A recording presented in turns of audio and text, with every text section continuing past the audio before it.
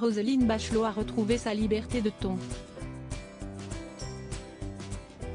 Son expérience au sein du ministère de la Culture, l'intéressée a décidé de la raconter dans un livre, 682 jours, Le bal des hypocrites, paru aux éditions Plomb.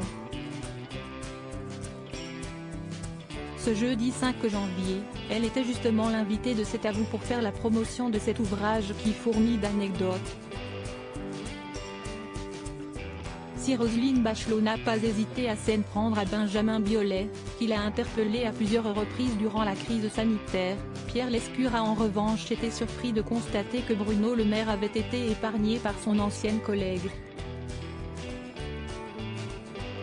Les meilleurs bons mots, vous les attribuez à Bruno Le Maire. Et là, j'ai été étonné, a commenté le chroniqueur de C'est à vous. Son interlocutrice a alors tenu à défendre l'actuel ministre de l'économie. Bruno est quelqu'un de très fin, très intelligent et très cultivé. Ça tout le monde le sait, a-t-elle déclaré en préambule.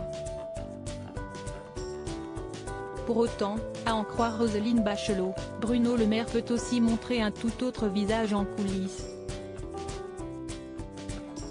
Il peut être un peu vachard, mais j'ai promis que je ne répéterai pas les vacheries qu'il disait sur les collègues, a-t-elle confié, amusée, sur le plateau de C'est à vous.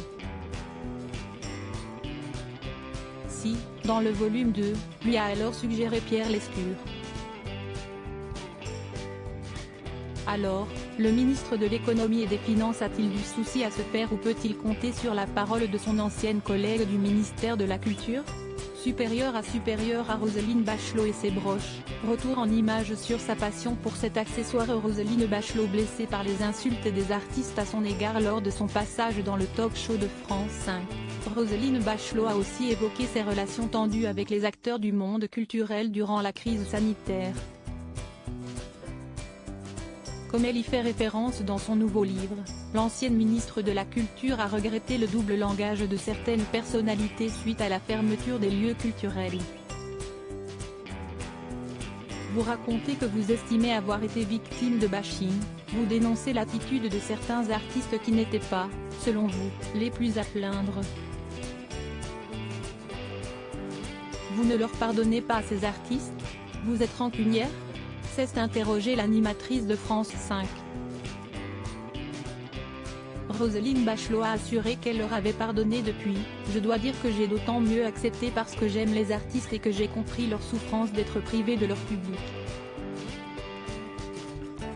Ce n'est pas qu'une question d'argent, un artiste, sa vie pour son public, pour ce contact physique avec le public, a-t-elle souligné, ajoutant néanmoins que certains artistes ont tenu des propos injustes. À bon entendeur, crédit photo, capture d'écran France 5.